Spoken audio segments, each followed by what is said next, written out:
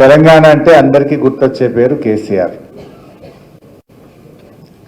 TRS అంటే అందరికీ మొట్టమొదటి గుర్తొచ్చే పేరు కేసీఆర్. తెలంగాణ భవన్ అంటే గుర్తొచ్చే పేరు ప్రొఫెసర్ శ్రీనివాస్ రెడ్డి. ఎవరున్నా లేకున్నా భవన్కు పోతే ఉండే వ్యక్తి మాత్రం ఖచ్చితంగా ఉదయం 9 గంటలకు వస్తాడు, సాయంత్రం 6 వరకు ఉండే వ్యక్తి ఎవరంటే అది ప్రొఫెసర్ శ్రీనివాస్ రెడ్డి. అది జలదృశ్యం కావచ్చు, బంజారా హిల్స్ ఆఫీస్ కావచ్చు, తెలంగాణ భవన్ కావచ్చు. జలదృశ్యం టు తెలంగాణ భవన్, ఇది శ్రీనివాస్ రెడ్డి గారి ప్రస్థానం. సరే, చాలా మందికి రాజకీయాల్లో రావాలని ఉంటుంది. కొందరు కాజ్ కోసం వస్తారు, కొందరు పదవి కోసం వస్తారు, కొందరు ఒక్కొక్కరికి ఒక్కొక్క లక్ష్యాలు ఉంటాయి. శ్రీనివాస్ రెడ్డి గారిది నిజంగా ఆయనది తెలంగాణ రావాలనేటువంటి కాజ్తోనే ఆయన ఈ పార్టీలో చేరారు.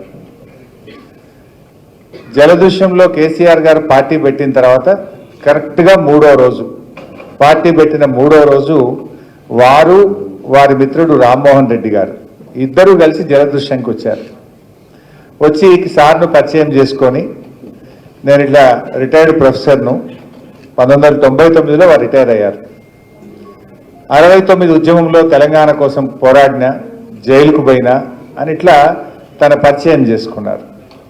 వారితో వచ్చిన రామ్మోహన్ రెడ్డి గారు సార్ దిక్కు చూస్తూ, సార్ మంచోడు, చాలా డెడికేటెడు, బాగా కమిట్మెంట్ ఉన్న వ్యక్తి, ఆయన ఏదైనా ఆఫీస్లో పని చెప్పండి సార్, బాగా చేస్తాడు సార్ అని వారి వెంట ఉన్న రామ్మోహన్ రెడ్డి గారు కేసీఆర్ గారితో అనడం, ఆ నిమిషం నుంచే వారు ఆఫీస్ సెక్రటరీగా మారిపోయింది. అంటే అట్లా వారి ప్రస్థానం పార్టీ పెట్టిన 2వ రోజు 3వ రోజు నుంచి ఇవాళటి వరకు 25 సంవత్సరాలు, 2.5 దశాబ్దాల ప్రస్థానం బీఆర్ఎస్ పార్టీతో సీన్ అన్నది. ఆయన అంటే అందరికీ గౌరవం. నేను 25 ఏళ్ళు చూశాను.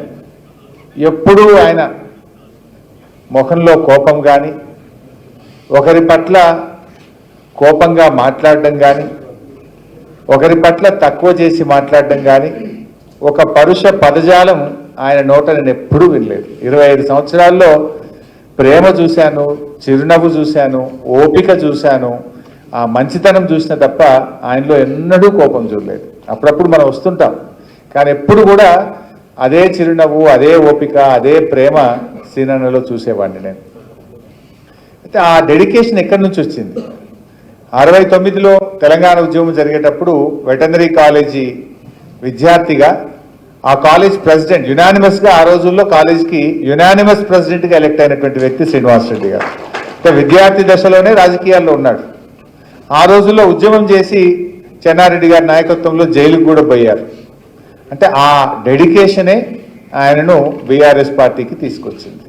అంటే వారు రాజకీయాల్లోకి వచ్చిండ్రు, కేసీఆర్ గారిని కలిసిండ్రు, టీఆర్ఎస్ పార్టీలో 25 ఏళ్ళు ఆయన పనిచేసిందంటే తెలంగాణ రాష్ట్రం ఏర్పడాలనేటువంటి బలమైన ఆకాంక్ష ఆయనలో ఉంది కనుక ఆయన టీఆర్ఎస్ పార్టీలో వారు చేరి కేసీఆర్ గారి నాయకత్వంలో పనిచేసిండ్రు. అంటే ఒక త్రిబుల్ డి. నేను సీనన్నలో 3 విషయాలు చూశాను. 1 డిటర్మినేషన్, 2 డెడికేషన్, 3 డివేషన్. డిటర్మినేషన్ ఏంటి? ఖచ్చితంగా తెలంగాణ రాష్ట్రం ఏర్పడాలి అనే ఒక డిటర్మినేషన్ ఉండేది. డెడికేషన్ టువర్డ్స్ ద వర్క్, ఆయనకు అప్పచెప్పిన బాధ్యతను నీతిగా, నిజాయితీగా, నిజంగా ప్రొఫెసర్ అంటే ప్రొఫెసర్ లాగా తెలంగాణ భవన్లో 25 ఏళ్ళు పనిచేశారు. And devotion towards the leader. Leader is boss, leader is supreme. KCR ఏం చెప్తే అదే నాకు వేదం అని చెప్పి ఆ డివోషన్ ఆయనలో నేను 25 సంవత్సరాల పాటు చూశాను. ఎప్పుడైనా ఒక్కొక్కసారి మనం ఏదో డిసప్పాయింట్ అవుతాం, ఏదో లీడర్ ఏదన్నా ఒకరోజు మూడు బాగాలేకపోతే మనం ఎక్కడో ఒక దగ్గర బాధపడతాం, కానీ ఆయనలో ఎప్పుడు చూడలేదు. ఆయన ఎప్పుడు KCR is right, KCR is my boss, ఆయన చెప్పింది అమలు చేయాలనేటువంటి ఒక డివోషన్ ఆయనలో నేను రెగ్యులర్గా చూసేటువంటి వాడిని. అట్లా నా ఒక రిక్వెస్ట్ కూడా ఉంది సీనన్నతో. నిజంగా చెప్పాలంటే మొత్తంగా ఈ తెలంగాణ రాష్ట్రం ఏర్పడడంలో చాలామంది నాయకులు వచ్చారు, చాలామంది వెళ్ళారు. కేసీఆర్ గారు ఎన్ని కష్టాలు పడ్డారో, ఎన్ని ఇబ్బందులు పడ్డారో ఆయన ప్రత్యక్షంగా చూసినటువంటి వ్యక్తి. 2001లో పార్టీ పెట్టినాడు, ఇది అమాసకు పుట్టింది పుణ్యానికి పోతుందని ఒకడన్నాడు, ఇది పుణ్యానికి పుట్టింది అమాసకు మాయమవుతుందని ఒకడన్నాడు. 2001లో పార్టీ అప్పుడు తెలుగుదేశం అధికారంలో ఉండేది. కాంగ్రెస్ పార్టీ నాయకులు ఇది చంద్రబాబు పెట్టించిన పార్టీ, ఇది తెలుగుదేశం యొక్క పార్టీ సబ్సిడరీ అని కొందరు మాట్లాడేవాళ్ళు. ఇప్పుడు ఈ మధ్య చూస్తున్నాం కదా, అప్పటి నుంచి ఇప్పటిదాకా చూసిన సీనన్న ఇది బీజేపీ అనుబంధం అని ఓడి మాట్లాడతాడు, కాంగ్రెస్ అనుబంధం అని ఓడి మాట్లాడతాడు, ఆ రోజుల్లో తెలుగుదేశం అనుబంధం అని ఓడి మాట్లాడతాడు. ఇట్లా ఎన్నో చూసాం. ఇట్లా రకరకాల ఇవన్నిటికీ నిలువెత్తు సాక్ష్యం శ్రీనివాసరెడ్డి గారు.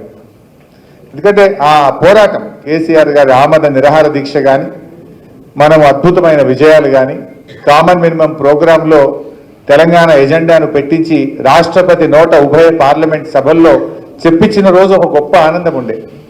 ఆ రోజు యూపీఏ ప్రభుత్వంలో కేసీఆర్ గారు చేరినప్పుడు మీరు కామన్ మినిమం ప్రోగ్రాంలో పెడితేనే నేను క్యాబినెట్లో చేరుతా అన్నారు. నిజంగా ఒక రాష్ట్రపతి, భారత రాష్ట్రపతి ఉభయ పార్లమెంట్ సభలను ఉద్దేశించి ఆయన ప్రసంగంలో సంప్రదింపుల ద్వారా తెలంగాణ రాష్ట్రాన్ని ఏర్పాటు చేస్తాము అని ఆనాటి రాష్ట్రపతి ప్రకటిస్తే నిజంగా తెలంగాణ అయిపోయిందని గొప్ప ఆనందాన్ని పొందినాం ఆ రోజు. సరే ఇట్లా కాంగ్రెస్ మోసం చేస్తుంది అట్లా అనుకోలేదు, ఇంకా అయిపోయింది తెలంగాణ అనుకున్నాం. అట్లాంటి ఆనందాలు కావచ్చు, మోసాలకు కూడా అన్నీ కూడా తెలిసినటువంటి వ్యక్తి మన సీనన్న. ఎందుకంటే సీనన్నకు తెలిసి మొన్ననే మనం దీక్షా దివస్ కూడా చేసుకున్నాం. నవంబర్ 29 లేకపోతే డిసెంబర్ 9 లేదు, డిసెంబర్ 9 లేకపోతే జూన్ 2, 2014 లేదు. వీటన్నిటికీ సాక్ష్యం ప్రొఫెసర్ శ్రీనివాసరెడ్డి గారు. సీనన్న నువ్వు అమెరికా పోతున్నావు, టైం ఉంది, మరి రాజేష్ దగ్గర ఉంటావా రాధిక దగ్గర ఉంటావో నాకు తెలియదు, కానీ ఒక పుస్తకం రాయి తప్పకుండా. మొత్తం కేసీఆర్ గారు 2001 నుంచి ఎలా తెలంగాణ రాష్ట్రాన్ని సాధించారు, ఎన్ని ఒడిదుడుకులు, ఎన్ని కష్టాలు, ఎన్ని రకాలుగా ఆయన ఈ తెలంగాణ సాధనలో ఆయన అనుసరించిన వ్యూహాలు, ఆయన పోరాట పటిమ, ఆయన కృషిని, రాజకీయంగా చేసిన కృషి, ఉద్యమ రూపంలో చేసిన కృషి, జేఏసీ ఏర్పాట్లో చేసిన కృషి, దీని అంతటికీ నువ్వు సాక్ష్యం కనుక బహుశా డైరీలో రాసి పెట్టుంటావేమో డేట్లు.